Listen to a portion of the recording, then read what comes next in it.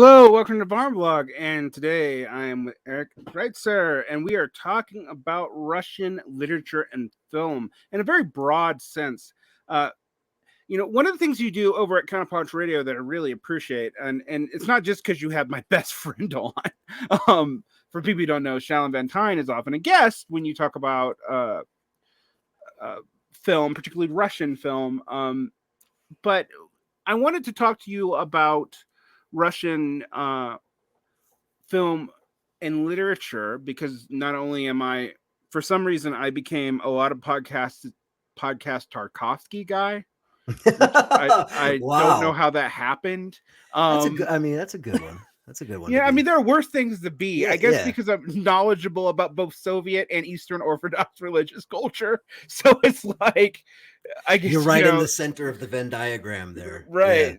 Yeah, usually got one or the other. And I really love his father's poetry. Mm-hmm. And actually, Shalin, our mutual friend, introduced me to that. I had not read. I've heard it in the movies, but I hadn't actually gotten any of it in English. You have a book of it, or did you just read it online? Oh, I don't have a book of it. I've just read have a some book online. of it. Oh, There's wow. there's one translated collection by a fairly obscure press that you can get in English. It's not super expensive, but that's it. There's not I gotta get that. So, so I wanted to talk to you about Russian literature because everyone knows the great 19th century Russian social realist novel from Dostoevsky to Tolstoy, and a lot of people have been subjected to them. That sounds like I have contempt for them. I don't. I actually love Dostoevsky, even though he's reactionary AF. I don't necessarily hold people's politics against dead artists. And I am a huge fan of Tolstoy, but I'm also I was into Russian formalist and symbolist poets, which are understudied. I really like Pushkin. I was briefly, when they were being more translated into like Victor Pelevin and a lot of more contemporary-ish. When I say contemporary-ish, we're still talking 15, 20 years ago. Kind of Russian postmodernist literature post the fall of the Berlin Wall. But one of the things that I have noticed recently is there's not nearly as much being translated anymore out of Russian. I don't know if it's because they're not making as many cultural exports. I've talked to people about that. I've gotten mixed answers from people who actually speak Russian. And we are now also experiencing this very, I think, xenophobic anti-Russian backlash that really started before the Russia-Ukraine war. It goes really kind of back to the Putin narratives in 2015, 2016 around Trump. And this seemingly want to refight the Cold War by both the Republicans and the Democrats in a very strange way. And I wanted to kind of talk to you and talk about what's good about Russian literature and film, particularly more contemporary stuff. But we can go back, 200 years if you want to. So how did you get interested in the topic? I mean, I know. Well, I mean, I've always been interested in it. I'm a Russian speaker, so that helps.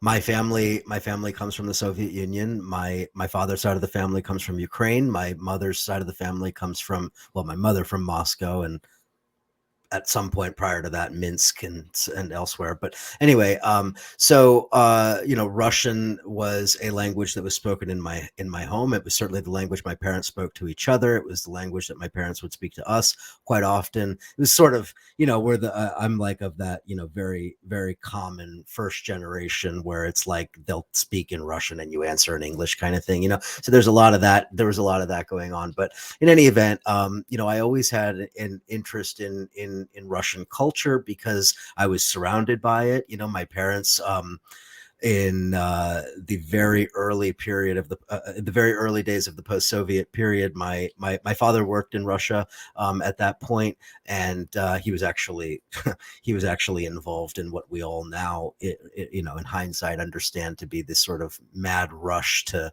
capitalize on the newly opened Russian economy. And my father, having been an immigrant from there, was very useful for several companies that he was working with. Anyway, so I was in Russia in 1993 when the attempted coup happened, when the tanks were shelling the White House famously, and Yeltsin's government survived the coup attempt thanks to, well, I'm not getting into that whole history. Anyway, I was there in Russia at that time, and I did experience some of that, although from an extremely privileged, affluent position in that country. So anyway, I have experiences in Russia, living in Russia, and with Russian culture that kind of led me to be interested in that by the time I was a teenager. I got interested in poetry and literature as well. And naturally, I became interested in Russian poetry and Russian literature. And I think it's important to note that while I can speak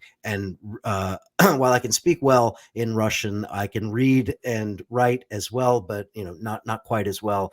But That's poetry the is hard. opposite of me in German. Like I can read and write in German way easier than I can speak it.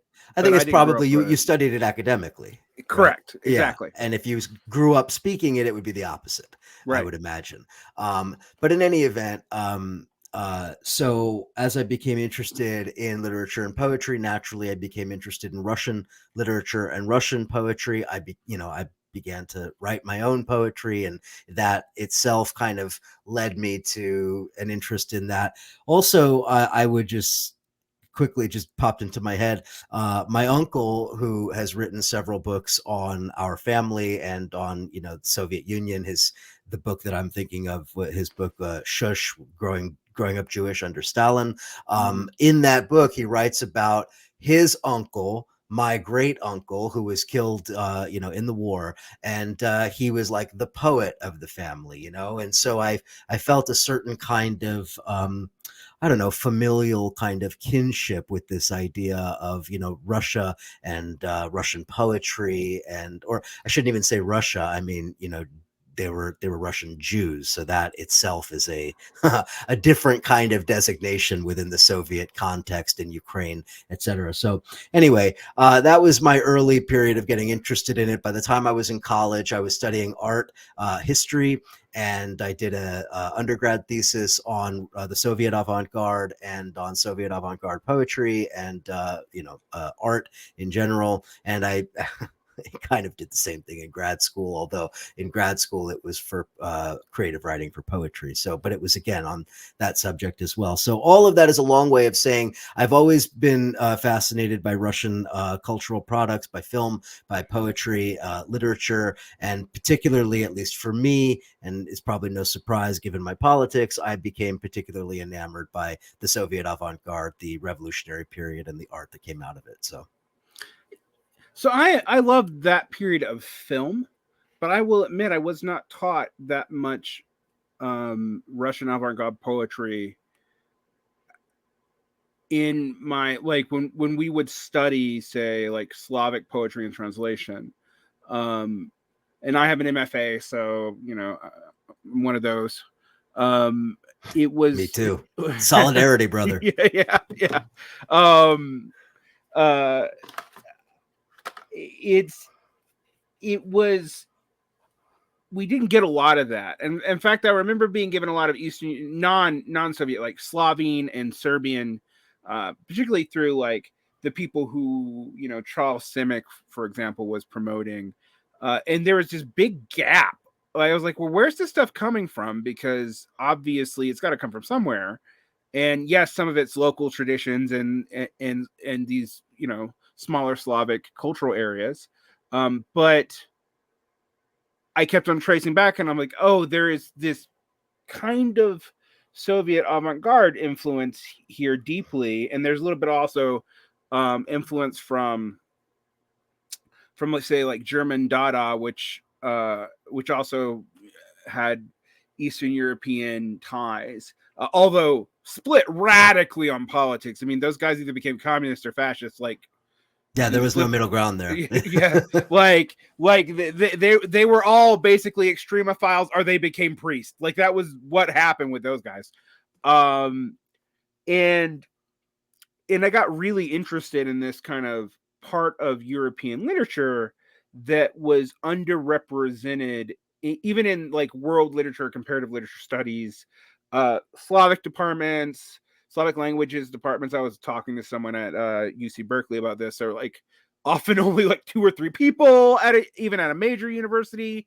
And so there's a whole lot of lack of knowledge, I think, in America. I do think Soviet film, because of a few luminaries, and specifically Tarkovsky, but there's a few others, is a little different and has had a better reception selectively again, in the West. Partly because it's so different. I mean, you look at like movies made in the Soviet Union in the 50s and 60s and look at American movies made in the 50s and 60s, and you're like, whoa, like somebody was taking risks that we were not taking.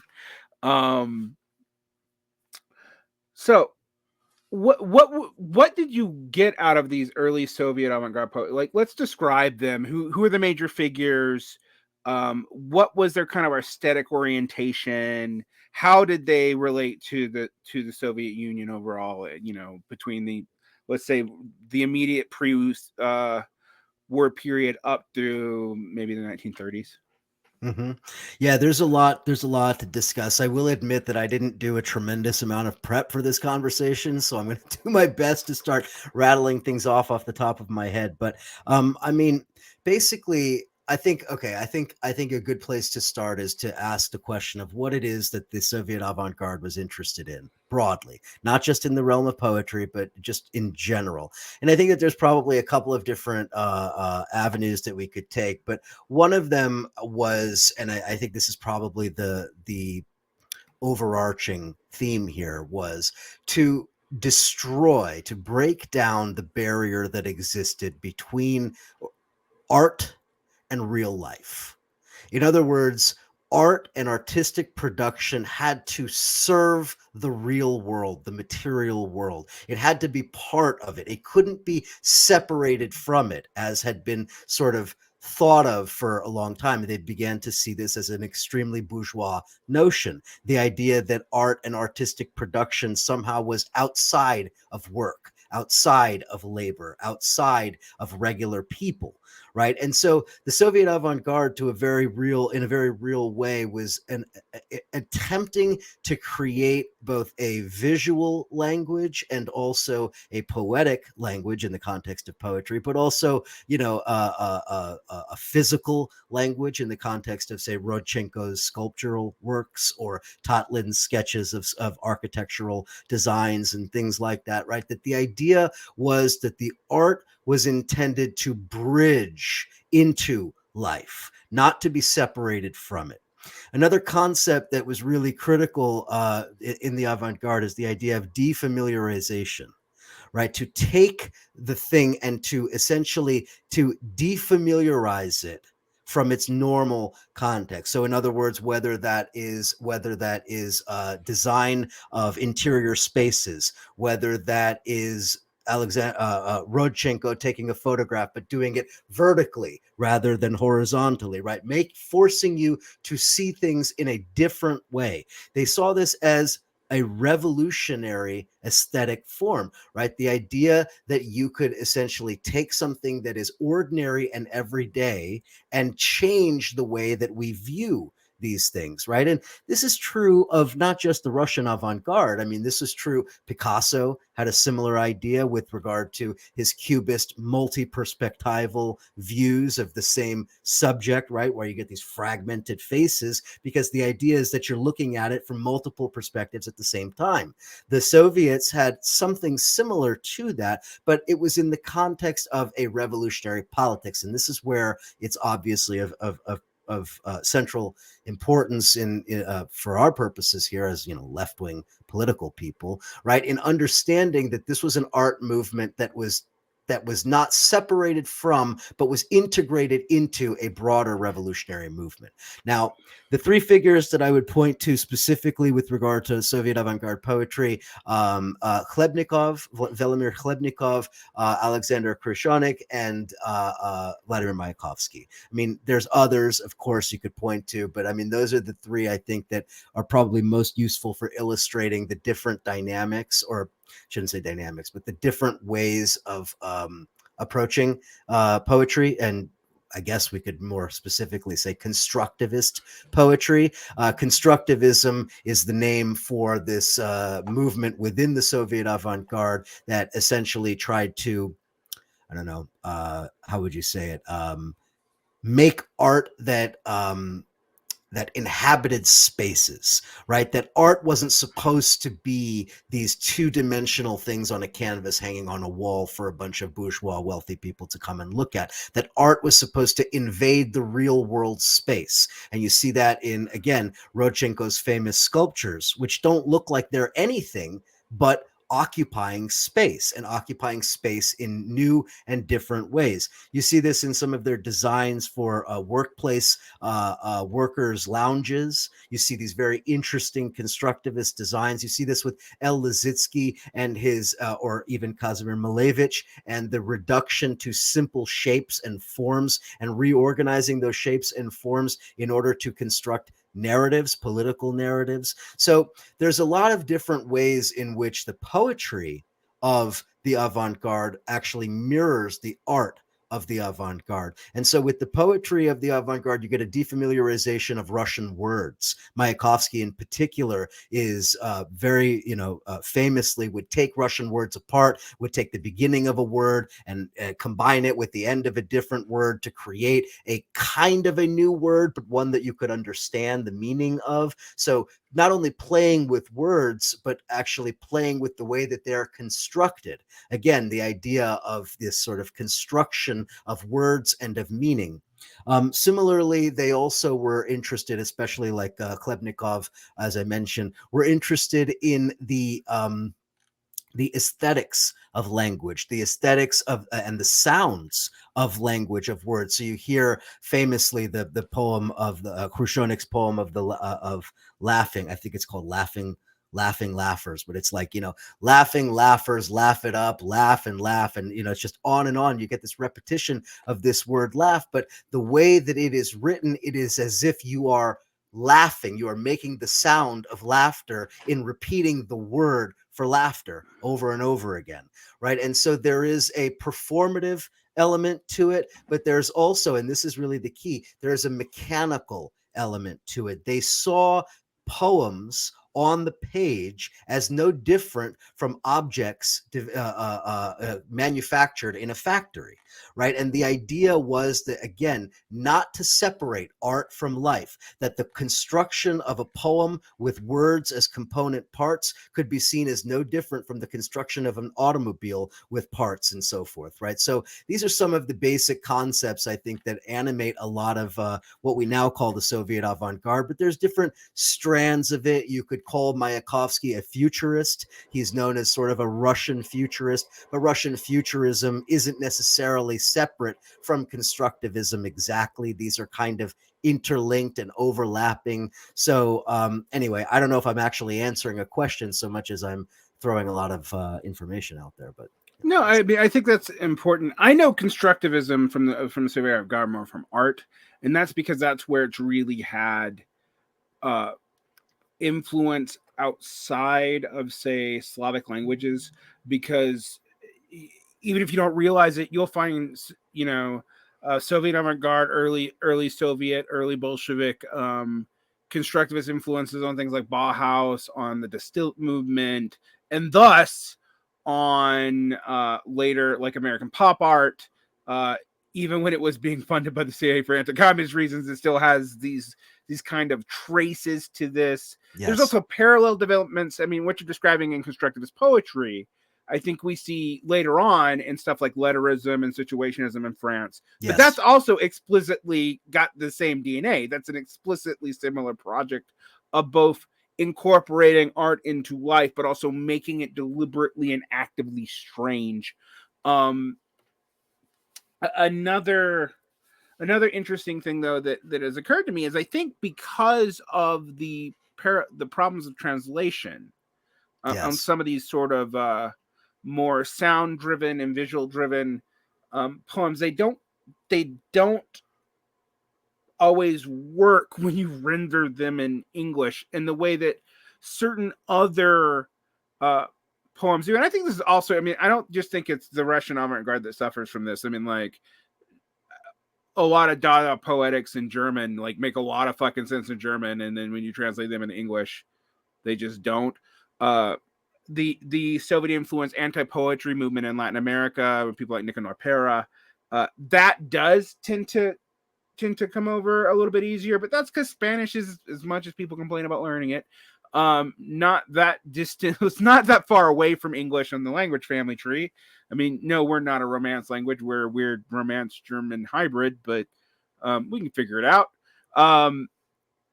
And Russian seems to have a barrier there in the literary arts once you move away from plot driven Yes. uh, art. I mean, I think there's a reason why I focus on the Russian novels is because while a lot of them are very artistic in Russian, they translate pretty well because they are so plot driven, they are so character driven.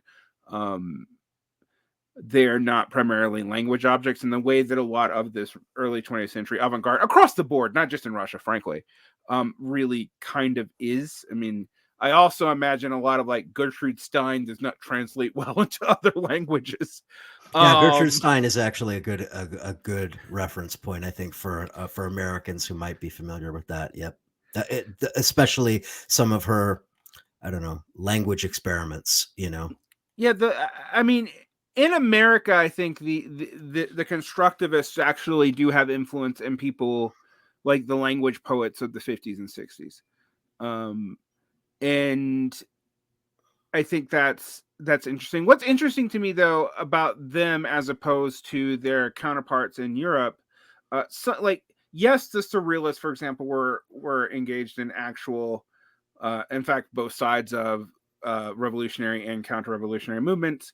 The Dadaists were too. We mentioned that in the beginning, but in general, there was a tendency over the long 20th, the long durée of the 20th century for art to move away from that, and some of that was explicitly by policy. I mean, you had the fascists suppressing it. You had the Soviet promotion of social realism, which weirdly looks a lot like fascist art, and it's different. And like, I can go into aesthetic reasons explaining precisely how it's different, but when you just look at it cursorily, they do look a lot alike. Um, uh, and then on the U.S. side, we actually had the deliberate, instead of active suppressions, we had uh, the creation of MFAs, which were partly done. They weren't just done for this. There's a way that people often over reduce this. They're like, well, MFAs come from CIA trying to break up local art communities, and that's not all that was going on there, but it's part of what was going on there, because a lot of the early 20th century art movements, through aesthetic connections, were being politically radicalized. I mean, people know about this in terms of Latin American art. I mean, Frida and Diego are usually the people that most Americans will know at all. Thank you, Julie Taymor movie. But it is this thing that I find interesting because this also doesn't seem to survive in Soviet art, right? Like it flourishes for about a generation, and then it is I mean, kind of actively purged in the 30s. Am I wrong about Yes. that? No, you're 100% correct. In fact, Stalin, what's known as Stalin's liquidation of the arts, which happens in 1930. That is the. It's interesting because it's pretty rare that an art movement has a very clear and definitive end point and end date. But in fact, the Soviet avant-garde does. And I mean, if you read the biographies of these of the major figures in the avant-garde, I mean, it's quite sad, because I mean, this is really the end of a lot of the creativity. Now, obviously, some of them survive on. Of course, Eisenstein famously continues to make films, but increasingly under state pressure, and obviously no longer experimental in the way that he was in the 1920s. And similarly with Mayakovsky and others who get into things like, writing plays and stage design and other things to continue to make a living and to continue to exist. But yes, the period of fruitful avant-garde activity really ends with Stalin's consolidation of power and the ultimate liquidation in 1930. And ultimately, that is what, I mean, we could point to many examples of how that is manifested. I mean, for people who like Master and Margarita, I mean, Bulgakov is a good example, of somebody who is really crushed by not, it wasn't just censorship. It was a liquidation of the arts. The arts were, in the early period of Soviet power, the arts were supposed to be a revolutionary agent of change, and they quickly turned into a sort of a reactionary element of the state. And that is, unfortunately, that's what happened. Yeah, I mean, when you think about who like supports, for example, constructivism, it survives at all in like Cologne and Vienna, which is how it ends up influencing Bauhaus. I mean, you got weird figures like Otto Neurath, famous logical positivist, like trying to, people always think the logical positivists are boring and suck. I'm like, no, Otto Neurath was a good red, and also he had good taste. He was like helping like bring constructivist art into Vienna radical circles, and actually part of how we know about some of it. But what I find fascinating about this time period, and yeah, I think one of Bulgakov that was my introduction to the love of Russian literature. I mean, I like Tolstoy; it was fine. I like Dostoevsky because he hated people, and as a angsty teenager, I also kind of hated people. I got it. But when I felt truly challenged and awoken by Russian literature, it was reading The Master and Margarita as a 21-year-old in college because it had a cool cover. Yeah, totally. So and that book has a way of changing lives, man. yeah, You're not the first person to say that. Yeah, I love that book, and me too. It's one of my favorites. And I think we also have to admit, when we're talking about the constructivists, one of their problems is their main patron was Trotsky.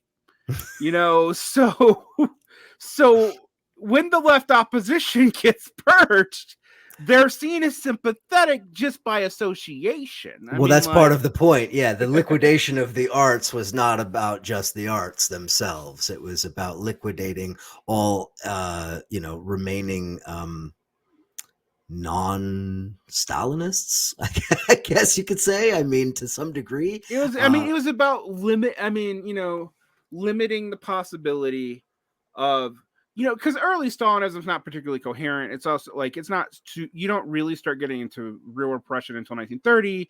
You don't really start getting that doesn't really become the purges until 1936. Yeah. Although the purges of the arts do start in probably 1931 to 1934. Like by 1934, they're like the constructivists are gone. Like. Yeah, some of them are still alive. Lisinski's, designing stage, stuff for plays. Most of them ended up in the theater or in various other roles, or somebody like Bulgakov, who never really ended up anywhere other than at home hiding his papers. And a lot of this wasn't like picked up or translated by the West until the 1950s and 60s because they didn't have access to it, for one thing. And for another, no, we probably would have considered it decadent before then. I mean, it's an interesting thing because I feel like we see a lot of these influences on America way later. Like, and unfortunately, I think it does mostly come through the visual arts and through film. It does not come through literature. I wanted to ask you though. I mean, what do you see as the precursors to this? Like, I've always tried to figure out where constructivists, fit as opposed to say the Russian formalists and like semi-surrealist, or the like the Russian literary nihilist movement, which means something very different in Russian than it does everywhere else. So, um, like I think about Turgenev, which is so I read them and they feel like social realist novels, but like Yeah. they're very different in that context. A little Bazarov nihilism for you? Yeah, Yeah. yeah. Yeah, sure. Um, I don't know where does it come from. I mean, I don't know. I could probably get an academic who has written books on this to go at length on that. I would say that probably a couple of different things. I think one element that, and I mean, I'm not speaking specifically of just constructivism, although this applies to constructivism as well, is that it does have some elements of traditional Russian art, that is to say, like Russian Lubak painting, Russian icon painting, partially because of the nature of the production of those, that they were produced by craftsmen essentially. Actually, that reminds me of Andrei Rublev, because Andrei Rublev is really all about that question of the artist as artist versus the artist as artisan. you but know that's one of the fascinating weird things about Tarkovsky, and people are like, well, Tarkovsky was a reactionary. I'm like, no, he's all over the That's not place. true. Yeah, that's Yeah, not true. he's not a good Soviet, but he there is a sense in which throughout his work, I mean, not only could he get his work made during time periods where it would have been very hard to do, um, but there is a sense in which there's a combination of like that social realist aesthetic, this constructivist aesthetic we're talking about, and a reincorporation of like traditional sacred arts Yes. um in Tarkovsky. And what I find interesting is that I think if you really look at a lot of this stuff uh in the visual arts, I think that is there all throughout, even in things that it does not obvious because of printmaking styles, Hmm. because of uh the way art was because it was more important in religious culture in the Eastern Orthodox world, in particular, although I mean in most of the Orthodox world in general, it was more integrated in a lot of people's lives in a way that like you don't have in say Anglophone culture, because we were iconoclastic literally. I mean, they like took all the statues and broke them, and so I think that element of this is kind of interesting. I also think, um, Russian short story and novel culture is actually, is actually really interesting, and I think unfortunately, our understanding of it is dominated by the big names that I've thrown off. But I found reading a whole lot of these novels. In my 20s. I mean, I remember just eating up 19th century Russian literature that is available in English, but not the big three, or really the big two. So just like burning through Turgenev and the Russian nihilists, and seeing what they were trying to do with making the everyday life kind of strange and putting philosophical debates in there. So when you read that novel, yeah, it feels very different from anything that we're talking about with this avant-garde poetry. But I actually do think there is I don't think, I'm sure some scholar will argue with me about this, but it seems to me there is a lineage, that there's a relationship there because of the focus on making of everyday life being represented and also being made strange. I mean, we definitely see it in Gogol. I was just gonna say Gogol. I mean, that's the obvious one. But I wanna I'm trying to think of like what would be a reference point that people would maybe be most familiar with. I guess maybe we could say Kazimir Malevich, and Malevich's famous painting, The Black Square, which is Oh yeah. famously just a black square on a white background. And a lot of people would laugh at something like that and be like, "How dumb! Why would anybody think that's art?" Right? And why would anybody think that's so important that it should hang at the Museum of Modern Art in New York City for years? And the reality is that actually, as you were just mentioning, and I think you're dead on, that there are actually historic references that inform how you view Malevich's painting, right? So when you see black square on a white canvas, yes, it's a black square. So you're thinking about a shape, right? But you also, if you're a Russian, there's also certain associations in your mind that come up when you see a black square on a canvas. And one, the most obvious one, is the icon, because in Russian society, in every peasant household everywhere in the country, when you walk in, there's going to be an icon painting hanging in the corner of the main room.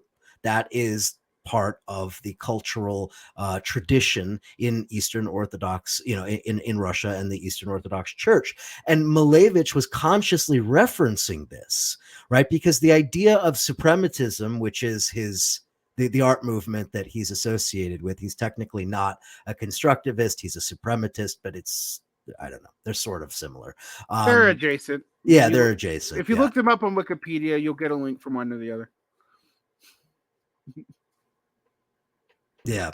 So, but the idea of suprematism was the reduction the reduction of form to its most basic elements, right? To the reduction of color to their basic color, right? Pure black, a pure red, a pure white, right? Not all of this like sort of artistry of, taking the palette and mixing 12 different paints to create a very specific shape. No, it was pure colors, pure forms, pure shapes. These weren't square like. It was a square, a perfect square, right? So there is the idea of reduction of forms and to their, when I say reduction, I mean to their most basic elements, right? And at the same time, that black square is going to conjure up certain associations in the Russian mind, particularly around religious painting, right? And again, this then gets back to sort of the revolutionary elements here, right? What was religion to revolutionaries in Russia? I mean, religion was both backward, but it was also at the very fabric of Russia. How do you build a movement that is inherently hostile to religion and at the same time not ignore 90% of the country? Right. And so there's a lot of these ideas that percolate throughout Russian history that make, I guess you could say, sort of like a sort of appearance in the avant-garde forms. And as you already mentioned, I mean, in literature, and this is certainly true in the visual arts as well. I think that is crucial. And I often wonder, for example, how much I don't understand when I'm reading translations of Russian literature because I'm not picking up on maybe rhythms that are common in folk songs and hymns, because I do pick up those rhythms in English literature.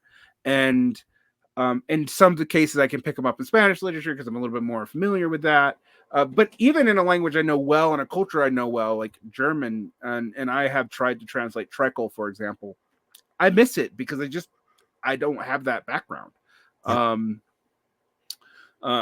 Funnily enough, I remember trying to translate Chilean Spanish and running into words that are used in Chilean Spanish that are literally only used that way in Chilean Spanish, not in general Spanish at all. Or having lived in northern Mexico for years, I hit all these indigenous words that are like Spanish-fricated, but they don't use them anywhere else.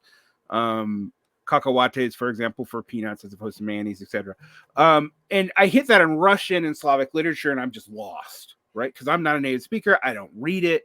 I'm reading it in translation. And a lot of times I can tell some of the weirdnesses I'm hitting are like, you can't translate this into, and with this avant-garde stuff, I think that's really important because when you're talking about something emerging from everyday life, it's going to use a lot of common language, a lot of common sound, and I think about just like, okay, how do you translate a lot of modern found poetry into a language that, if it was really removed from an American cultural context, and admittedly now that's pretty hard to be because of television, but 100 years ago it would be very difficult. And like I said, yeah, I mentioned Gertrude Stein, but I do think that's there's a lot of like early 20th century, 19th century poetry that even most Americans don't get anymore because the common rhythms and stuff. A lot of the subtlety, for example, the Harlem Renaissance is lost on people because they don't know like a lot of stuff specifically, a lot of pop cultural stuff specifically that's informing this otherwise very formal seeming literature in the early 20th century. Um, and I mean, fuck. One of the things I remember learning that blew my mind is like Langston Hughes was influenced by Russian constructivism. Yes, Um, he was in Russia in 1932, right. along with a pretty impressive group of African American artists and writers and legal minds. I'm trying to remember. Oh God, the name is. I am blanking on his name. The attorney who was in Brown v. Board of Education. Um, um, I I'm blanking on his name, but anyway, that he was on that trip as well, and he was, let me back up. There was in Russia in the Soviet period in the 1930s, there was an extraordinary attention paid to the plight of the American Negro, as they called it, and there was a sort of a Negro obsession, or as it were, right? They wanted to bring Black Americans over to the Soviet Union, not only to propagandize about how great the Soviet Union was, but also to essentially to prop them up. There were plans to create poetry anthologies of Black poets. Langston Hughes was going to be the editor of that. I think ultimately it didn't happen, but then it did happen in a different version. It's the same. Who else was there that I'm blanking right now? There was several luminaries, including Langston Hughes, who were on that trip. Claude McKay was on that trip as Yeah, well, I Claude believe. McKay, for Um, sure. anyway, so there was there was an attention paid to this primarily because obviously it was good propaganda, but also there was a very real question about what the American proletariat was and where the Black worker fit into that proletariat. And there was a real desire to kind of understand America through the prism of the oppressed Black worker, which they saw as, and again, this gets into sort of murky territory, depending on who you ask and depending on whether you think that was a genuine feeling or whether they were just kind of putting on for these Americans or whatever. But this idea that Russians had some kind of a connection to Black Americans, right? Because remember, Pushkin is of African heritage, supposedly, right? This is one of the major points that Russians always point to when it comes to Africa, right? That the father of Russian literature, modern Russian literary arts, was himself of African heritage, right? And this was something that was promoted endlessly at that time. And it's very interesting to think about it now. And I mean, this was not only in the context of the arts. I mean, Paul Robeson went over there in very similar capacity. Many other American socialists and communists who had an opportunity to do that did that as well. It's a very interesting phenomenon because while, yes, as you said, Russian influence extended in various parts of Europe, in fact, it also affected Black artistic production. Yeah, I mean, and not just in the fact the CPUSA was basically doing the American Folk Library for Roosevelt, and also was almost single handedly funding Black arts. This is why almost uh, every one of your mid century modernist Black authors has some stint, even if they end up reactionaries in the CPUSA, is because they were actually putting their money where their mouth was. in this regard. And it does trace back to this period.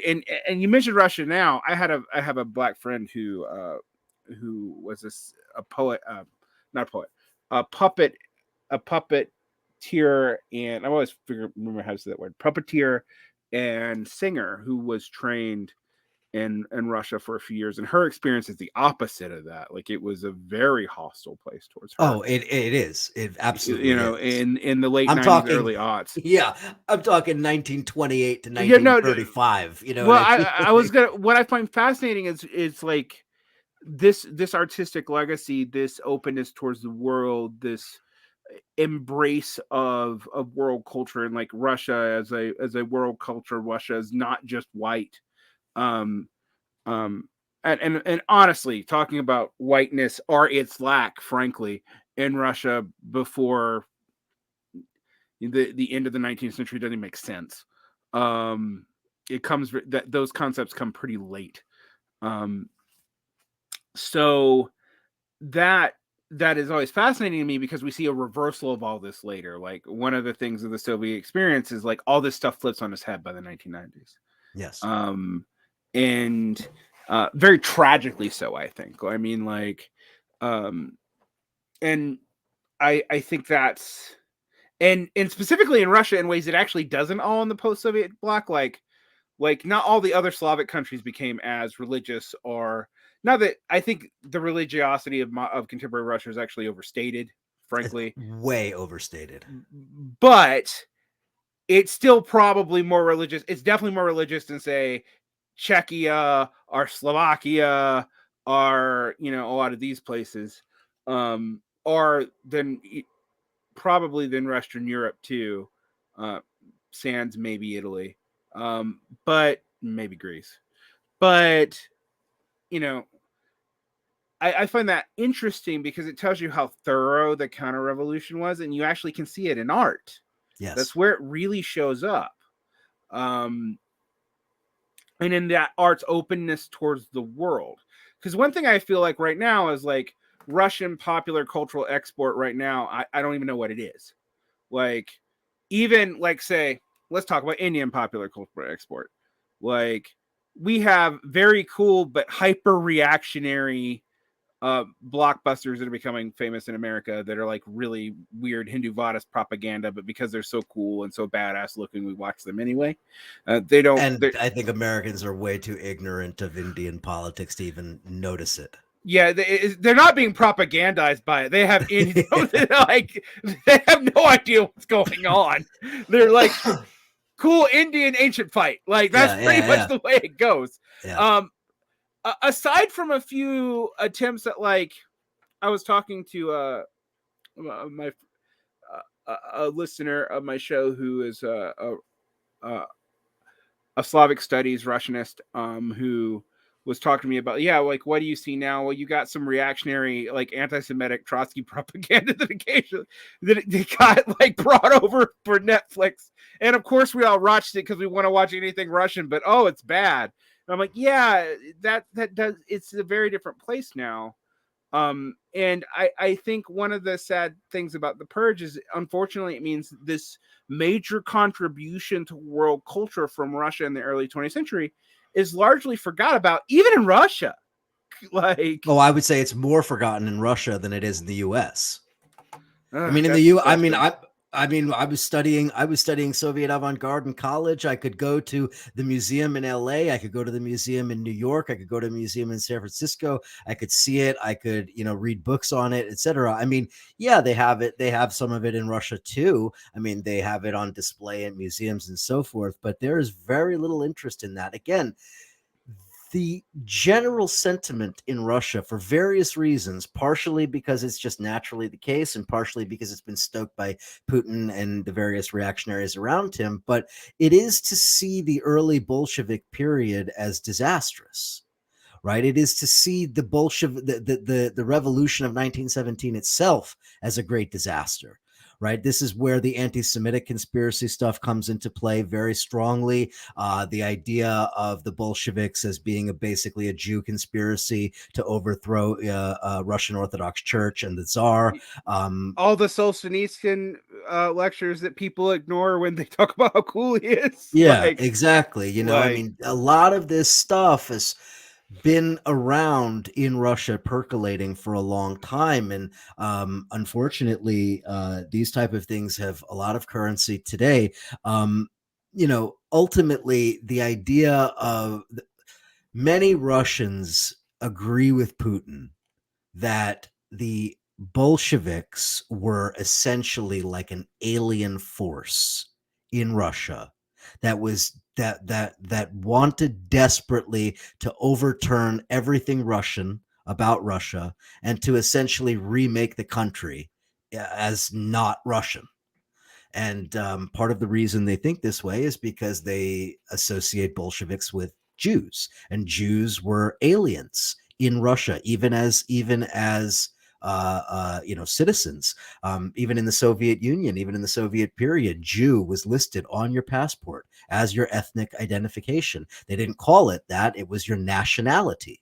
It was your nationality within the Soviet Union. You could be. It was what do they call it? Column 5. It was the 5th column on your internal passport, which was your basically the document that you needed for to get in to go anywhere in the Soviet Union. And it said right on that document, it said your name, your age, your place of birth, your occupation, and then your nationality. Right. So the Jew is historically and even through the Soviet period seen as somehow not Russian, as alien to Russia, right? Having been invited into Russia by Catherine the Great, into the Pale of Settlement, and so forth, right? So the idea of the Bolshevik Revolution as an alien occupation force, basically, and that's ultimately what Putin was drawing on in his speech that launched the war on Ukraine, where he described Lenin and the Bolsheviks as having laid a time bomb under Russia with respect to Ukraine. And so anyway, I say all of this to just to note that like a good portion, probably the majority, maybe even the vast majority of Russians see that period as extremely negative. They revere the czar. The czar's public image has been resurrected by the current government in Russia, and they see the overthrow of the czar as a big conspiracy to destroy Russia. Interestingly, that means their embrace of Stalin actually is sort of a tacit admission of where Tsarism, something that I actually don't even entirely believe, but Stalin still. is an interesting figure because they're able to square that circle because Stalin represents a rolling back of all of that, an attempt to sort of keep the Marxism but to remove all of the other aspects of it, and I mean, Lenin repeatedly warned against Great Russian chauvinism, as he called it, and Stalin was the one that he was really talking about. So, I mean, what is funny about that is, I mean, as everyone knows, Stalin is not Russian. I mean, Stalin is Georgian, which is and doubly interesting though with the colonial mind or whatever you want to call it, the well, I mean, colonized mind. I used to make people upset a long time ago by comparing Stalin to Benito Juarez, and people don't get why I do that because Benito Juarez is beloved in Mexico, but I'm like, yeah, and he was indigenous. He's the only major indigenous leader they've had, and yet he also was the primary person who really accelerated the anti-indigenous campaigns and forced modernization on indigenous communities even more than the Catholic Church did.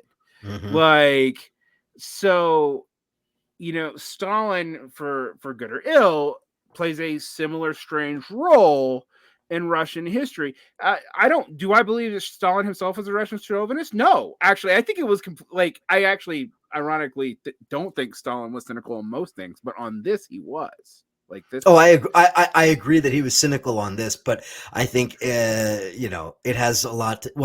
It has to do with a lot of things, including his extremely low opinion of Russian people in general, and their ability to accept some of the ideas that his co-revolutionaries were pushing forward. I mean, I think a lot of people even today, I mean, maybe leftists know, but a lot of people today do not realize just how radical some of the policies, the early Bolshevik policies were. I mean, on things like abortion and homosexuality and divorce and marriage and all kinds of social issues. I mean, the Russian Revolution really thrust all of those issues into the fore. And this is, again, I mean, Russia was extremely backward in terms of its development as compared to Europe. So the fact that Russia had this, like, not to use, not to reference something totally different, but this great leap forward that they had with the revolution and with all of these social policies and everything, this permissiveness and this sort of openness about these social issues. I mean, this is what drove the avant-garde. I mean, this is why the arts flowered, this period of tremendous hope for the future and of opening up Russia not only to a modernization like Europe, but to leaping forward past Europe in so many different ways. I mean, if you compare the social policies of the early Bolsheviks to the equivalent social policies in the United States, I mean, it's like night and day. Yeah, they get stuff in the 19 teens that we don't get till like the 70s. Yeah, exactly. I mean, abortion is only one of a number of examples. And the rollback of abortion is actually really fascinating because the Soviet rollback is like the proof that liberals have a point when they talk about, if you ban abortion, it's only going to increase abortion. And you know how we know that that's what happens when the Soviet Union did it. They didn't do it ostensibly for socially conservative reasons. They did it supposedly for women's health and to build up populations during the war, but it actually doubled the amount of abortions and made them radically unsafe. And I think that, people always think that there is a pop Stalinism in America that I think is just weird inversion of anti-communism, where they're just, take the villain of anti-communist literature and just like make him a saint. And there's plenty of, Soviet documents and Chinese documents to some degree, although I will say internally to the PRC, they have a much more nuanced line on Stalin than a lot of American Marxist Leninists do.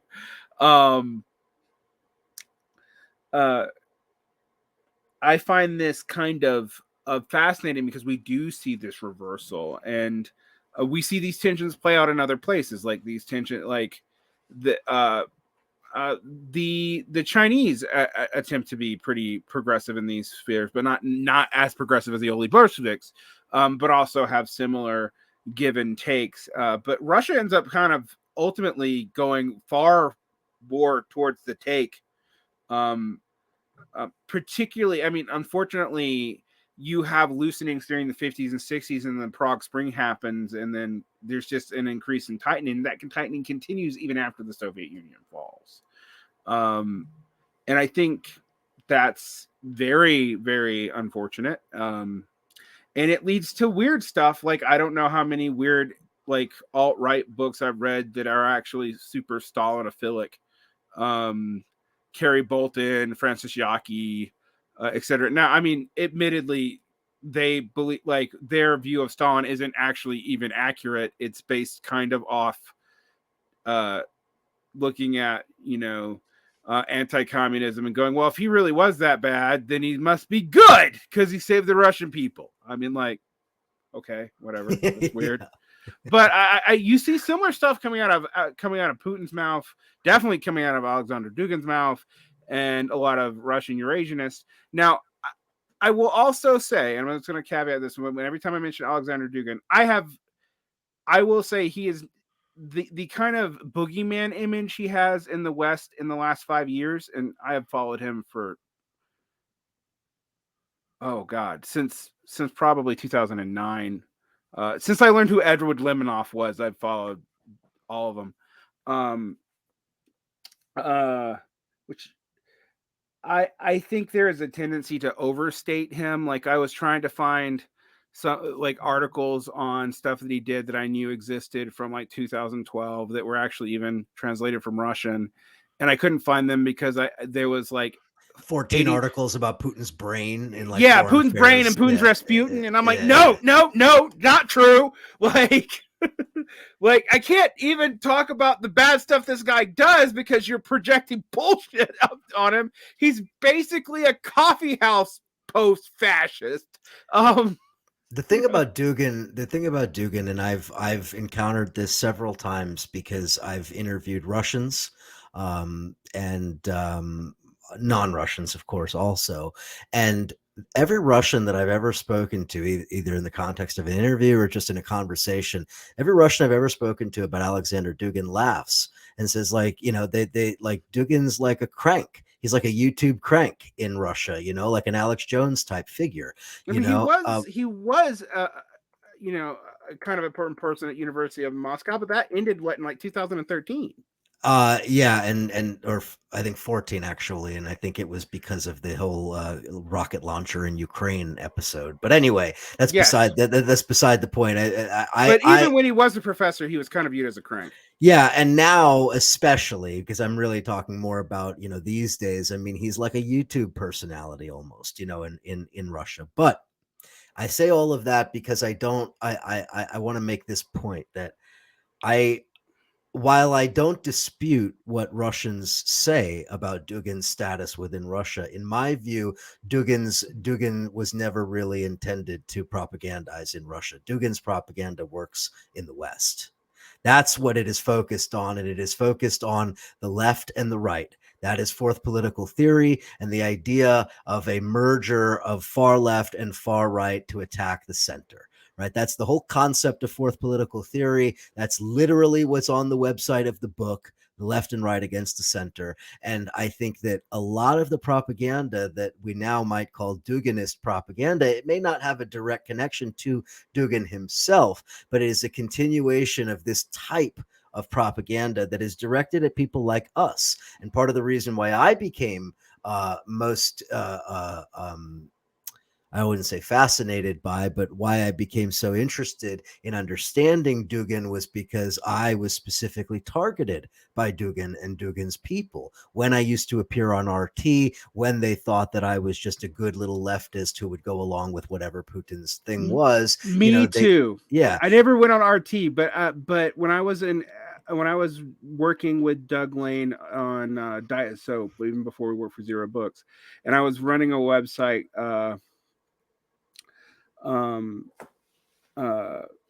called North Star that was used to be run by Louis Project. Oh, my dear Louis. Yeah, Louis hates me, but I know, he's very dead. He blasted me in print repeatedly, and then later we became friends once he realized that I had changed my opinion on Syria. Well, for me, he just actually misattributed my opinion. It was actually somebody else's opinion to me. Louis was a prickly guy, but I also I became friendly. I became friendly with him in the last 6 or 7 years or so, and yeah, I miss him. Yeah, I miss him actually. I mean, I was about to say I would give anything for him to be around today for the Ukraine war. Like for him to be writing articles about people on the left and what they're saying about Ukraine would just be so fun. I remember one of the last things he did before he died was really piss off Aaron Mate. Oh yeah, me and Lou had some conversations about that. But as a side note, a certain translator, who was Dugin's secretary, and I'm just gonna leave it at that. Who later on, after he's an American, reached out to me privately through these networks to try to get me to translate anti-imperial stuff from Dugin's translator. Yeah, I know. I think I know who you're talking about. Yeah. I'll give you another hint. He has a Slavic name. Yeah. So he fancied himself as an RT journalist later. But he reached out to me and offered me if you help promote these things, would you? And actually, a certain other figure of the WWP who later has had his own political downfall, I knew that he was in those circles before he came out because those same people who reached out to me were publicly clustering around him on social media. Oh yeah, I know who we're talking about. Yeah, exactly. And so I saw it and I was like, well, what is this about? Because they were also reaching out to groups like American Third Position, which became American Revolt, which was an explicitly uh, left fascist. When I say left fascist, I mean they were. I know we throw Strasserus around as an insult on the web because someone learned it once, but these people really were Strasserus. They were their leader was originally neo-Nazi. And they were also pulled into Dugan's circle, and that was my tell that I was like, oh shit. You're talking about American Renaissance? Yeah, American Renaissance. It became American Revolt. Yeah. No. This became American Revolt, not American Renaissance, not those guys. It's a smaller group. It was led by I think a breakaway from American Renaissance, and they were originally American Third Position. Then they rebranded, and they actually did weird shit like they would infiltrate anti-imperialist Facebook groups in the Obama administration and shit. Yep. I know. Oh, I know it. People like organizations like New Resistance. Yes, that's it. That was the New Resistance and American Revolt was their magazine. That's what it was. Yeah, New Resistance, which is like Joaquin Flores and these other weirdo fascists who they were like, pushing Dugan all over the place and trying to identify any leftists that they could find that they thought would align with them. That's how they came to me. That's how they, I'm sure, came to many other people as well. They came to me. They came to a bunch of people. Yeah, and the idea was that they wanted to, they basically wanted to put Dugan's idea into real life. I mean, to peel off certain elements on the left and also on the far right, and to kind of make them into essentially, mouthpieces for the Kremlin, more or less. Part of my ultimate falling out with all of these people was, over this issue, over my unwillingness to do that, and that was part of the reason why I got ultimately blacklisted at RT and, everything else. But, and again, I mean, people think that this is like some kind of like, this isn't just inside baseball. It had real ramifications. One of Dugan's primary point people was a guy named Manuel Oxenreider, who has since died. But Manuel Oxenreider was one of the people who came to me to try to recruit me into all of this. He became the chief of staff for the one of the elected officials from the AfD, the Alternative for Deutschland, which is the far right party that is now the second most popular party in Germany, and ultimately he was implicated in a terrorist plot on behalf of the AfD against I forget which offices in Germany. So same with Poland. They had a guy in Poland doing the same thing. And these were the people who in 2014 started taking people into Donbass. So every time you heard, oh, well, we have these election monitors, and who are they? Well, they're a bunch of these Nazi weirdos from Europe. Why? That's weird, right? It's the Dugan people that helped to make that happen. Same thing with Syria. Same thing with Ukraine. I mean, these aren't just propaganda networks. They were part of a broader political operation. That's what people, I think, in Russia do not understand about Dugan, that Dugan is not just about ideas. There was a political infrastructure there. Right. I mean, it was interesting because I have some expatriate friends in Russia when I mentioned Dugan who got mad at me. And I was like, look, I see what they've done in Europe. Yes, it's marginal, but it's real. It's marginal, not in the sense of like, oh, it's this weirdo who published in this weird quasi-fascist press out of India that releases in the United States. It's also like, oh, there are these people who have attachments to things like Greca. If people don't know what that is, that's the French New Right. That's like Golden Dawn, Casa Pound, back when that was a bigger deal. Liga Nord. Yeah. Back when it was the Northern League, before they were elected to office. Right. I mean, so you see like these people hanging out on the margins. And I remember, I was worried about this in 2012, 2014. And then all of a sudden in 2016, people discovered Dugan from Trump. And then honestly, I shut up about it because I didn't want to be associated with Russiagate nonsense. Right. Like, and then as soon as Trump went away, these people came back. Okay. What does this have to do with art? but I think it's interesting because how a lot of these things do work is cultural networks, and we've seen all this stuff buried. Like it's it's not, and you're right. It's weirdly not as buried in the West because it's like, oh, this is foreign weird thing that happened. Well, we don't care. It didn't really affect us much. I guess that we got Rothko out of it. Maybe. Who gives a shit? Like, but for the Russians now, it seems to be this part of this great tragedy of the Bolshevik Revolution, and for them, the great tragedy of the Bolshevik Revolution is also the tragedy in 1992. Um, and the decline of Russian power. And I sometimes I don't know how you square that circle, but clearly a lot of people have. Yeah, I mean, they're able to have that. I mean, it seems to us like it should be like sort of cognitive dissonance or whatever, but they are able to hold both of those views simultaneously because, while the Bolsheviks were this alien Jew force that, overthrew the Tsar and destroyed the church and whatnot, it also then leads them to their memories of the Great Patriotic War, of their grandfathers, of Stalin, of national patriotism, of all of these other things that are not exclusively Soviet. I mean, these were remnants of the Russian imperial era, but there's a, I guess you could say, a sort of a fractured view of their own history that they're both ashamed of and proud of at the same time. So I guess this brings me to one of the artists that maybe we should talk about that I mentioned briefly, who I have a very troubled relationship with. I have a troubled relationship with because I actually kind of like his work, even though I think he's a right wing propagandist, and that is Solzhenitsyn. Um, like Solzhenitsyn is an amazing writer. He's a from the Russian perspective, I'm going to say something that people will be shocked by. I think he's a mild anti-Semite compared to a lot of other Russian. Well, yeah, yeah. He's like, well, the Jews should have existed just as their own culture. They could have stayed in our lands, but separate from us. But he did go, but they owe us something.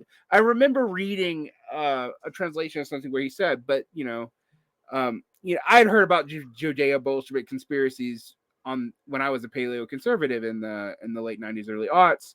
I remember A little Anthony Sutton reading at night on your bedside table. well, the thing is, I'm a Bulgarian Jew, and I encountered a rant by Joe Sobran, Oh, interesting. like where he was like, the Jews owe us for what the Bolsheviks did.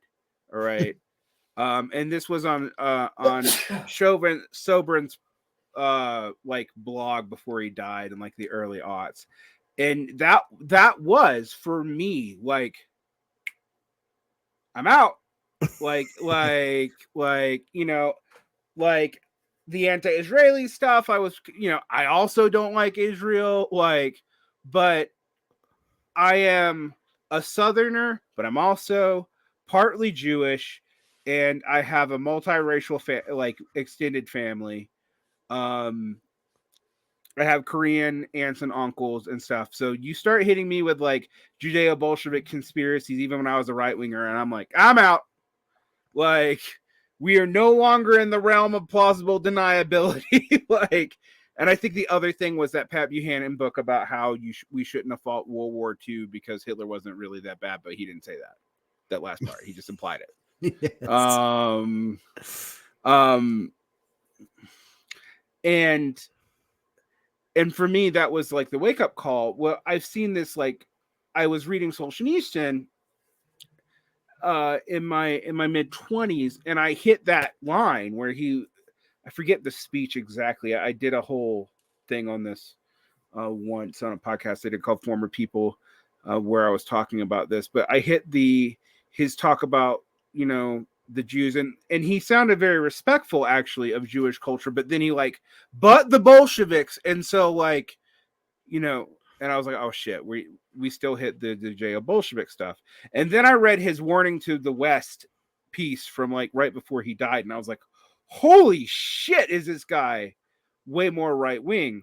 Interestingly enough, I know even a bunch of like politically moderate Christians who do not know all of Solzhenitsyn's politics, who have imported a whole lot of his views. So unfortunately, he's become one of the major like of the Soviet period in America, he's like the literary figure that's actually read. Um, Yes, that's you know, true. I mean, look, I will admit that I haven't. You've probably read way more Solzhenitsyn than I have. I long time ago I read Gulag Archipelago, or at least part of it. I don't even remember how much of that I read, but honestly, I will admit I didn't really like most of what I ever read of Solzhenitsyn's, with one very, very, very memorable exception, and that is I absolutely do believe that One Day in the Life of Ivan Denisovich is a very important book. totally Um, agree. That's what got me into him. Gulag yeah, Archipelago, I was like, it's bad, but yeah, I don't have a distinct memory of really reading much of it, so I think I may have started it and just not really read it. Which is maybe my own failing more than it is Solzhenitsyn's. But A Day in the Life of Ivan Denisovich, I've actually read a couple times. Once when I was maybe 16 or so. It was one of the books I remember reading in high school, like on my own, that wasn't required in class, that I was really blown away by. And my parents, being from the Soviet Union and being extremely anti-communist, Solzhenitsyn was very much, somebody that they would have spoon fed to me. I don't think that they really even understood how his anti-Semitism, to be perfectly honest with you. Just as anti-communism was what appealed to them. But anyway, so I would say that for anybody who's potentially interested, One Day in the Life of Ivan Denisovich is not only worth your time, it's a very short book. You can probably read it in a day or two, and it's definitely worth it just for the, I mean, I don't know, what do you want to call it, for the humanity that it provides to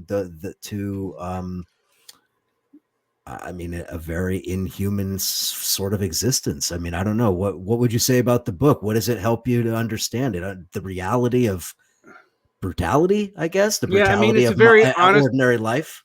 it's a very honest portrayal of the brutality of ordinary life, and I think it's a very moving portrayal. I mean, that's when you see his strength as a writer. I mean, Yeah, like we like we talk about Dostoevsky, but Dostoevsky's also one of them. I mean, to me, Solzhenitsyn and Dostoevsky are like a pair. It's just, Dostoevsky makes more sense in that he comes out of a social milieu, has this religious conversion when the Tsar almost kills him.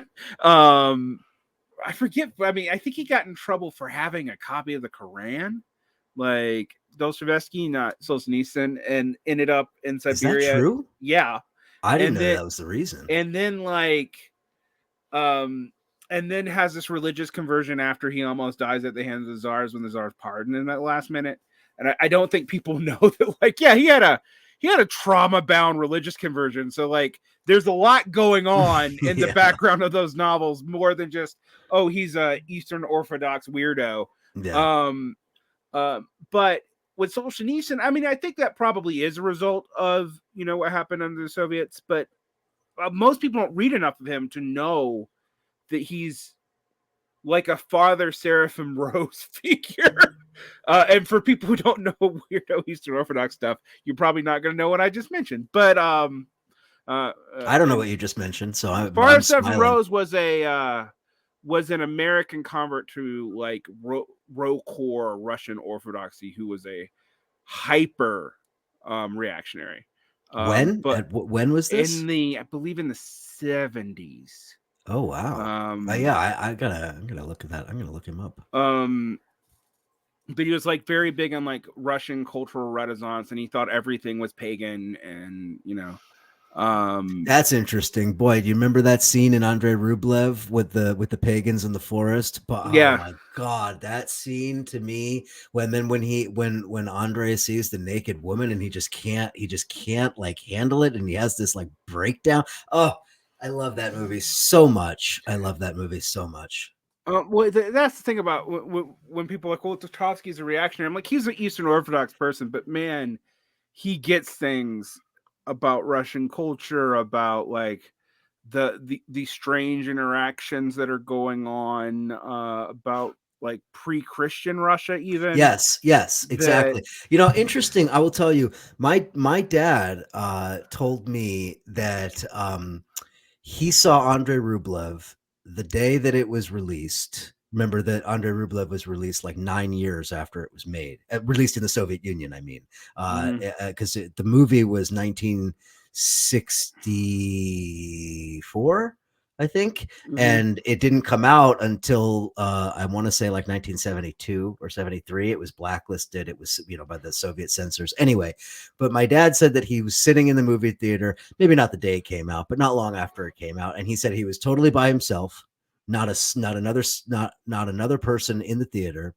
and he said that he sat absolutely, the way that he described it is like his jaw was on the floor. He couldn't believe the movie that he was watching, and he said, and he says to this day that that Andrei Rublev is the movie to watch more than any other to understand what is true Russia, what is the truth of Russia. In his mind, it really distills the essence of the Russian spirit better than any other film, and I kind of agree with him. Yeah, I'm funny because I'm like, what American movie would be that way?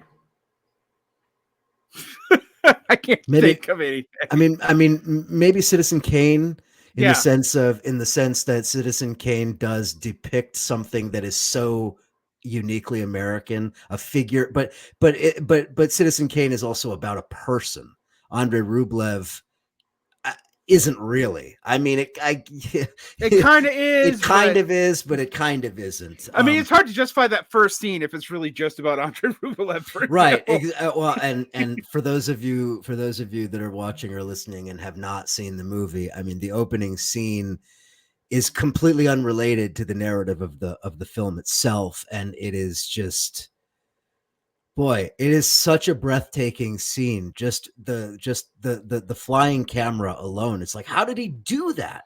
How did he do that in 1964? Like, how did they even technically? How did he do it? It's just amazing. It's an amazing film, and it gets at what you were just describing a moment ago about the nature of pre-Christian Russia, and about what pre-Christian Russia represented, because the idea really is like, noble savage or something, right? Like like human beings in their sort of natural state before the church imposed all of the morality that it imposed on them. And then Andrei is like confronted by these liberated humans that are in the forest, like having their pagan ceremony and having, an orgy essentially. And he just like can't handle it, and runs away. And it's just like, I mean, how do you capture the repression of religion and simultaneously the forging of national identity in one scene like that? I mean, Tarkovsky is a master of that. I mean, he's able to put everything into one scene. Oh my gosh. You can get me on a Tarkovsky rant, because I loved, like, what I love about Andrei Rublev is that other than the science fiction movies, his other movies are not particularly approachable. Like, I love a Nostalgia, for example. But that's not an approachable movie. That's a slog. That's a slog of a movie, for sure. I love Mirror, also not an approachable movie. Yes. Like, but Andrei Rublev gives you, like, it has a totally, well, it's not a conventional narrative, but it fakes you out, and that there seems to be one, and it touches on a lot of the same themes that, like, actually these later two movies that we were talking about being slobs are. The formation of national identity, the relationship. Like, one of the things that Tarkovsky was really worried about, and I think he was right to worry about it, was the closing off of both the Soviet world and the Russian world to the rest of the world. Like, his later film, like all of his later films, are partially about that, like Nostalgia in particular. And I find that very interesting that he was aware of that problem, for all of his love of, like, Russian Orthodoxy. I mean, like, no one argues that Tarkovsky was not a pretty fucking religious man, but he does grapple with it honestly and sincerely. And I mean, I see this in Solaris, like when you watch Solaris, there's the Stanislav Lim context, there's the Soviet context, and like in the Soviet context, I would remind people, Solaris has been made twice in Soviet film. It wasn't just Tarkovsky. There's one before it that's not very good. And yet there's also all this subtle stuff with iconography. There's like the problems of suppression with religion, and it's all wrestled with fairly honestly. And like I can't think of I guess maybe Scorsese in America is doing something like that. But I mean, like, there's not many artists and there's not many parallel artists that I mean, the parallel artist to Tarkovsky is Bergman, and it's from the opposite perspective. Bergman is an atheist who kind of has like religious inclinations in his aesthetics, but absolutely does not believe in God. Whereas Tarkovsky is like wrestling with the secular materialist world in a very real way, but does believe in God. Like, and I find that tension in Russian literature actually quite interesting, because that even goes back to people like Gogol, like the kind of ambivalence about like the role of, say, the church in Russian society, which I think is kind of shot through the entirety of Russian arts. Like there's a lot of ambivalence about that. It's both part of the building of the national identity. Arguably it's why there's like a Rush and not like, I don't know, a bunch of small mini states. Like we don't talk about Novgorodia and Muscovy and the Crimean Tartarate Khanate, and part of that is religious. Is how that's part consolidated. Part of it's also the Ottoman collapse, but yes, the Ottoman collapse is a big part of it. And Mongols and the Golden Horde are a big part of it, and Tamerlan not rolling over Europe because somebody died, like, or is it Obadiah who was about to roll? Like they were getting to Poland, they were just about to like decimate Poland, and one of the families, I think it's Obadiah, who dies, and they have to go back and Bodekana, just don't go that direction again. Like, really, I don't know that. I didn't know that. Like the reason why they didn't roll Poland wasn't because the Poles won. It was like there was a random death in the Khan royal family, and they had to go and have a council, and so they stopped the invasion, and they just started focusing on taking over eastward and southwestward into Islamicate world. Mm-hmm. That's interesting. I'm fascinated with Mongolian history, but that's like my weird historical hang up. Well, yeah, and I mean, that I mean, again, you have throughout Russian film, you have a lot of this. This is how nationalism is built through Soviet film. I mean, Alexander Nevsky is the most obvious example. I mean, the idea of the defender of Russia, the savior of Russia, saving against the invading horde. And that is exactly the same language that Putin uses today when talking about the West, right? That the West is invading Russia through various means, but one of the most effective means, according to Putin's propaganda, is through the sort of forced exportation of its values, cultural values, and so forth. Right? The idea that Russia must defend itself, quote unquote, against the golden horde of liberal values, LGBT and so forth. I mean, it's weird because that also goes into like the weird siege mentality, siege mentality. Yeah. I mean, well, it's also interesting because it goes like, if we want to talk about Azov ideology, it also plays an Azov ideology, because the reason why the Ukrainians are not, they're like the true Rush as opposed to the Muscovy Rush, aka the current Russians, is because of like Tartar infectation and Mongol infectation in the Russian blood, which is a total, I mean, not a myth, but is irrelevant. Yeah, I and don't- it's not even historically correct either. right. So It's like, that's just like Ukrainian like Nazi stuff. You know what I mean? right. I mean, Yeah, it's not commonly. Well, I don't know how commonly it is believed, but I don't believe it was a mainstream view. well, there is a mainstream there is a mainstream view among Ukrainians today that a tremendous amount of what we consider to be Russian culture is actually just appropriated Ukrainian culture. And there is a significant amount of truth to that as well. Like some of the foods that you associate most with Russia are actually from Ukraine. Obviously the Kievan Rus and the history of that as well meant, the architectural styles, the dome style on the cathedrals and so forth, right? So there is an argument to be made that the Russians essentially, that what we now call the Russians basically simply adopted or spread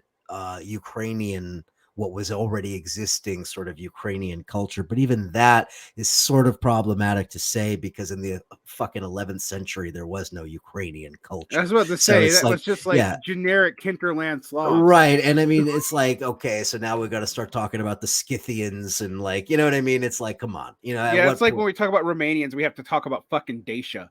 Like, Yes. like, like, it's like, okay, let's get to pre-Roman provinces for 1,000, Alex. Yeah, Um, I know. But anyway, I mean, that's how national myths are born, though. I mean, like, to right, be and I fair, do, and I do think that it is important to understand, because I mean, the Vikings coming down into that territory and settling it, and then several centuries later you have the Kievan Rus, and then several centuries later you have Muscovy, and so I mean, there is a sort of a continuum of this history, but yeah, I mean, it's kind of, I mean, come on, it's like, at what point are we gonna not play that game?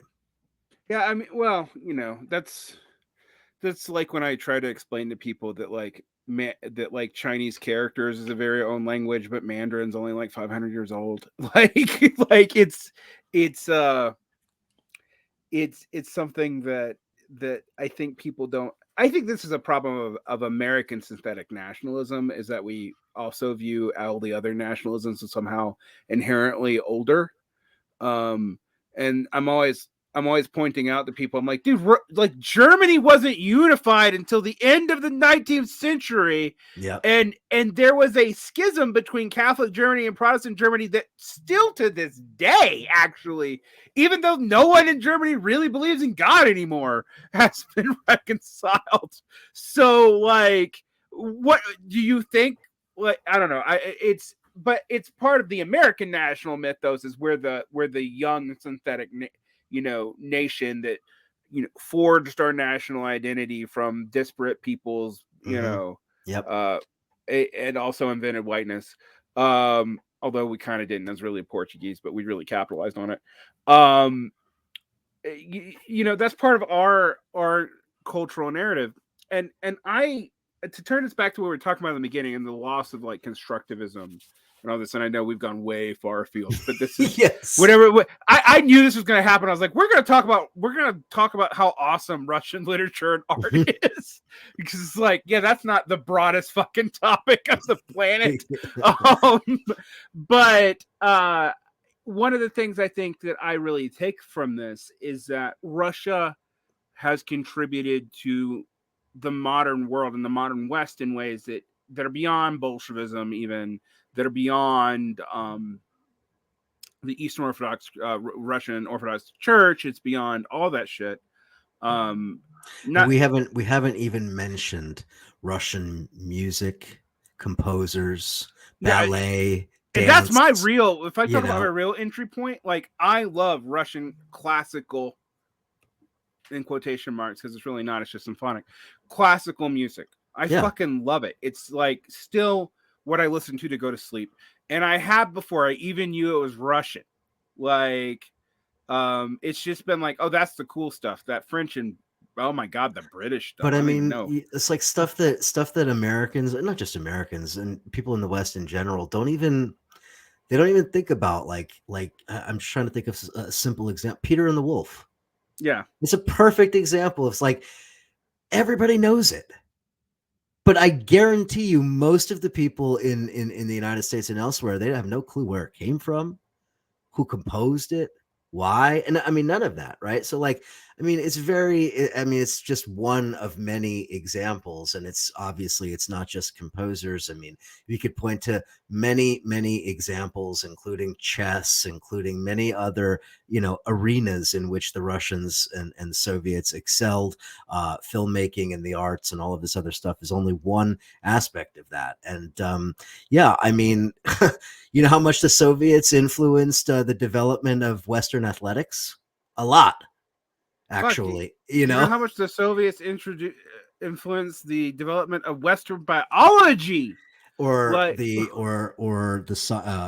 astronomy and space exploration. I mean, we could go on and on. I mean, there's a yeah, thousand other examples that are beyond just the cultural realm. But even just sticking to culture, I mean, the Russians have contributed so much that it is really disheartening to see that we're in this period that we're in now, where on the one hand, the Russians have brought a lot of this on themselves. And on the other hand, it also really reveals so much of what is wrong with the Western mind. yeah, I think that is a great point to kind of end on, because I have been shocked about the myopia of the Western mind. And I say this, I am both old in that I'm over 40, and not old in that I'm not old. Um, but uh, I, as a person who, for reasons of just employment, went abroad, like, actually, ironically, it was cheaper for me to go abroad to get employment than like change states. In the 2007, 2008, 2009 recession, right? Um, when I did that and I came back home, there is both a fascination with superficial aspects of the broader world that there wasn't before. So for example, like, people know more about the news in other countries, people listen to K-pop, and when I was, it was hard to get, if you weren't in LA or New York or Chicago, it was hard to get Korean food before I left. Um, and stuff like that. That those shifts are big and important and more cosmopolitan, and yet there are other ways in which we've selected certain cultures to just not give a shit about. um Russia's the Europeanish culture that we've decided that, yeah, fuck it, like, it's bad for some reason. I mean, and to be fair, in America, we've kind of gone back and forth on this. Like, even before the 20th century, like, we had a very strange relationship to Russia and Russian revolutionaries in the 19th century too. There's Christopher Lasch wrote a great book on it, about how we couldn't decide how we felt about the Bolshevik Revolution until later. Um, Oh man, I mean, it's conflicted going back even further. Remember that the Russians were at one point going to send naval vessels to intervene in the U.S. Civil War because yeah, there was a fear that the British were going to intervene on the side of the Confederates. And so it's like there's these weird, like, on again, off again, love hate relationship towards Russia, but obviously it's very much shaped and colored by the 20th century now. yeah. I mean, and I, I for one think, there are a couple of great tragedies in the 20th century that are not obvious, but I think are really there. One of them is that the American liberal establishment turned so fucking anti-communist, during immediately after World War II, and actually, frankly, even in the 1920s. You get a brief respite from it during Roosevelt, although it's completely cynical, but it doesn't matter. Um, and then we're back there for, fuck, the entire period. Then we get then there's just an apathy and unknowing. Somebody asked me once on Twitter, like, the American worker didn't care about the working worker. They didn't care if we were destroyed. I'm like, they didn't care because they didn't know. Like, no one knew who was just the average workaday American in 1993 what was going on for real in Russia. They were like, oh, they got liberation, cool. read mainstream press reports. No mainstream press reports say anything about what was actually really going on. I mean, in terms of all of the different the scams and the stock shares for stock and all of that shit. Like, I mean, believe me, my dad was right. What was in the middle of all of that. I was 9, in 1992. But I remember it very well. Yeah, I was 12 and I don't remember it. So like and I even remember my father, who was a mechanic, looking at going over there to do work and then deciding it wasn't probably a good idea. But that's the most anyone like got out of Mm-hmm. that. Yep. And I learned about the horrors of what happened in 92 to 2001, probably around 2009. You know, Mm-hmm. Mm-hmm. uh, I saw it. I saw it firsthand. I could tell you it was ugly. I remember. I remember. I've told this story several times in different podcasts that I've been on, but I remember very vividly walking with my mom through the park, and there was a man sitting under the bridge. It was like a footbridge, but sitting underneath the footbridge, and he just was surrounded by books. He had probably, I don't know, 200-300 books just sitting out there, just desperately trying to sell them. I mean, this was, and my mom talked to him for a little bit. I mean, he was an engineer, and this was his library, and it was all he had left, and he was selling it to feed the family. I mean, literally to feed his family.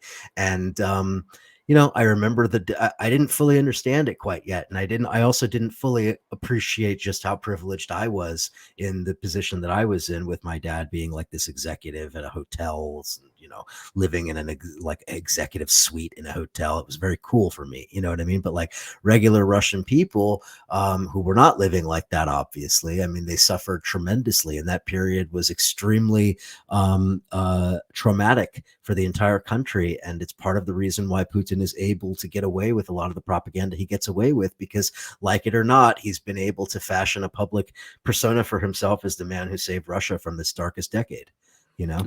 Yeah, I mean, and in many ways, um, it was a pretty fucking dark decade. I mean, that uh, I think that it really hit home to me, and I was sitting in a bar in Busan, South Korea, and asking um, a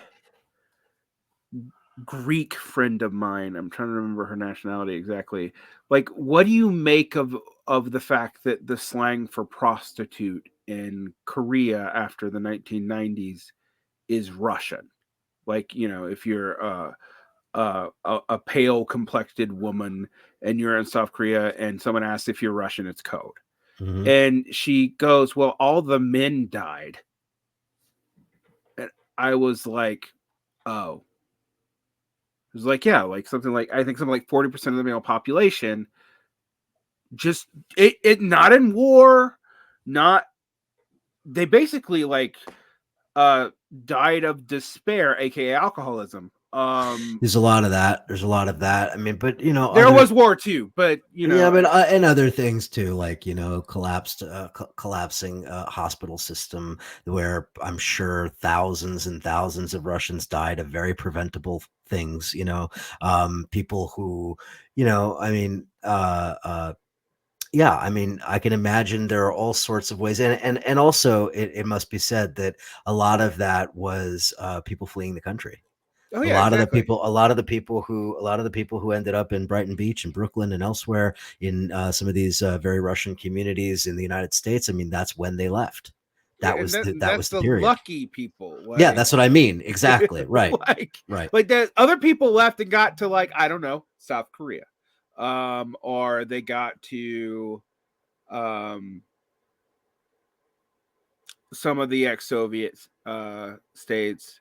I mean, like there's all kinds of things that, but it does seem like there was a scattering, basically. Um, it's you know, if I lived through that, I don't know. I probably would be. I think about that. Like, what would make me really, really like temperamentally, even like super, super duper conservative, even more than I was in my 20s. Like something like that would definitely do it. Like, I'd just be like, no, you guys you sold us prosperity, you let us fucking die. Like, and I do think that's a large part of why, narratives out of United Russia and out of Putin have this way that they do. I mean, like, because frankly, we did. Yeah. Like we didn't honor our supposed agreements on NATO expansion. We didn't try to incorporate them into the post-Soviet order. We didn't try to we were clearly okay with the worst elements of Russian organized crime being able to get uh, property from Commonwealth groups, co-ops, and letting them develop capitalism that's even worse than ours. Like it was, we were totally okay with it. Like we were totally okay with not helping them Not develop. only okay with it, we facilitated it. Yeah, It's like, yeah. Well, built by it. okay with it, I mean like we really made sure it happened. Yes, yes, that's right. Like That's right. um and I think that I mean, and you and I are both of I think we are both of the Hebrew persuasion. I am not halakhically Jewish because my Jewish line comes through my dad, but still, I think this even has weird effects in places like Israel. Oh my Like, God, it has huge effects on Israel. I mean, Russian is the second most popular language in Israel. Russian Jews make up the largest single nationality of the, I mean, what am I trying to say? Nation of origin of its citizens. The ties run very, very deep, and the ties are both just in terms of normal ties, normal familial ties, and so forth. But the ties are also very ugly in terms of organized crime. The Russian organized crime networks operate very much in Israel, and Israeli organized crime operates very much in Russia, and the two are probably part of one and the same. And similarly, it's part of the reason why Russia and Israel have this very strange relationship where you think that they're not really partners, and yet they keep being partners all the time. And Putin and Netanyahu have this very interesting, I would say, cozy kind of relationship. And the Saudis and Jared Kushner also figure into that as right. well. But And Jewish immigrants from the former Soviet Union and Russian states, yeah, they're a huge part of the population. They're a yeah, huge part of specifically the Haredi and the Hasidim, mostly through conversion, but still, and it's a oh my god, is a flashpoint issue in Israeli politics, and it does not play out well for the Palestinians in particular. Um, very few things do in yeah, Israel. no, I mean honestly, Yeah. like when I am honest about what goes on in Palestine, it's like those are the episodes and conversations that just make me want to, like, people have seen me talk about it, and that's where I'm like, I don't have an answer. They're all bad. Like, you know, I was like, well, you're in this paradox where, like, if you want left-wing Jews to give up Zionism, but if they leave Israel, they can't help. But if they stay, they also can't really help. So I don't really know what to do here. So um, and yeah, but like this whole Russian diaspora influence in the world is super important to understand. Yep. Also, Ottoman collapse, Neo-Turkism, Neo-Ottomanism, the Turkish push against Gulf Sunni Muslim identity, because there's kind of a competition for the legitimate Big time. heir of who makes up the Sunni Muslim world. And I think people just forget about Central Asia existing. I'm like, the stands are a thing. Like, they are a thing. Yeah. And like, um, and it very much is part of what Russia was like. Russia's influence in Syria wasn't because they were being nice. Like it had to do with like That's right. border geopolitics Of and course. whatnot, Yep. and picking sides and making sure certain other elements of either Gulf or Neo-Ottoman incursion onto Russian border states is kept out of check. I mean, I think it's just totally lost because we don't understand Russian history and Russian culture. It's just, I mean, there's a lot of cultures we don't understand. I mean, like we also don't really understand Chinese history and Chinese culture. We don't really understand African history and African culture. Oh my God! But you think we used to know a lot more about Russia, like, Yes. Yes. and it's just Yes. gone.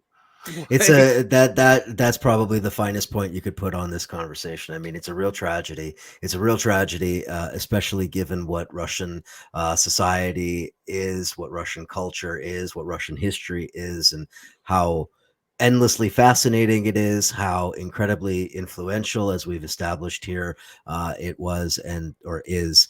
And I hope that we're going to at some point turn a corner on this and return to a more um, you know sane understanding of Russia and Russian society. And obviously the prerequisite for that is that Russia has to not be engaged in a crime against humanity in Europe. I mean, that's part of the problem here is that people in Europe, to a large extent, I mean, they're shocked and appalled that this is happening to them. They're okay with it for the most part in Africa and elsewhere, but it's happening to them now, And I mean, I don't mean to be flippant about that, but unfortunately, that's also part of all of this. Attitudes towards Russia are going to be dictated to a large extent by how Europeans and North Americans feel about what Russia is doing currently. And I don't see that changing anytime soon. me neither.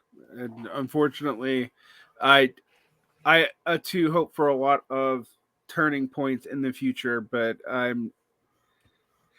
think we're in for a long slog on both the cultural xenophobia against Russians and on this godforsaken fucking war. I agree. So I agree. But that then should hopefully remind us, if we have some shred of optimism left, it should remind us that there was a lot of work done during the Cold War. A lot of people put in a lot of effort and time into building, Soviet American friendship committees and committees of understanding and exchanging of information to whatever extent possible. And I mean, it might very well be time for something like that again. I mean, being able to I mean, like I said, I've interviewed several Russians. Boris Kagarlitsky is a prominent one who I've spoken with many times. I try to communicate with Russians to the extent possible. And, I think it's going to be increasingly important that we all do that, whether it's just an informal capacity or preferably in a formal capacity at an organizational level, if at all possible, so that we can at least begin to envision how we climb down from this fucking nightmare. yeah, because the last thing we want is this going the worst way it can go. I mean, And the worst recent way it can go, history. most of us don't survive. Let's be honest. Unfortunately, I feel like recent history has proven that things are always ending up in the worst possible fucking way possible. So yeah, sadly, feels that way. if I hate to give the Rand Corporation credit for any goddamn thing, but sadly, I do think the only reason it's not really, really bad is mutually assured destruction. Like, Yep.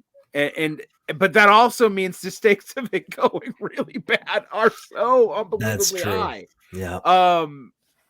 And yeah, I do think we need to. One of the things I think we're in this for us 4-hour conversation, for our listeners 2 2-hour conversation. I really have to go to the bathroom.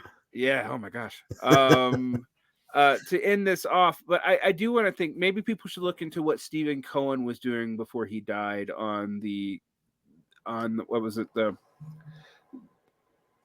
society. He was a part of a society of Russian US understanding or Yeah, something like that. unfortunately, Stephen Cohen was also a bit naive in my view about Russia today and Putin and some of the forces that were behind some of those things. I was about to say I was reading some of the stuff that right before he died, and I was like, oh, he's a little bit.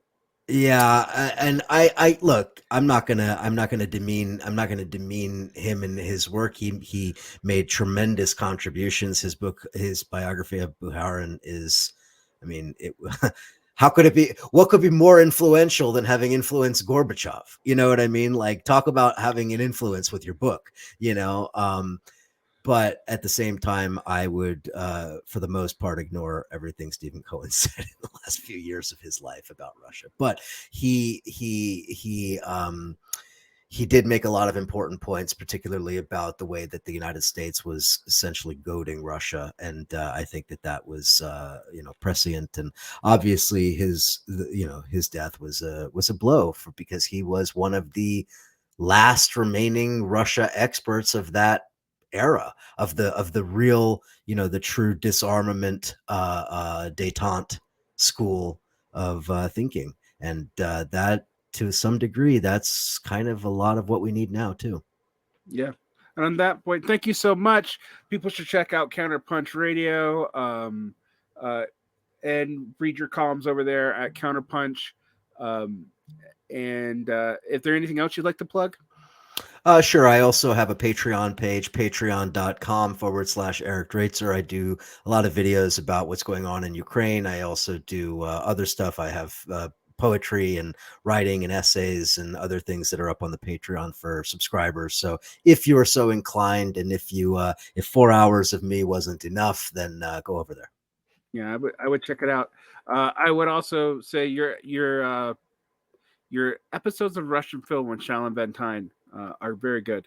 Oh, thank you. That's Shalin and I did an episode on Russia. We did Shalin's top 5 films that all leftists have to see before they die. And then what was the other one Shalin and I did? Oh, we did all-time German films as well. Yeah. So check out all of those episodes. Thank you so much, Eric, and have a great evening. And I hope you get to use the bathroom. Thank you so much. Bye bye.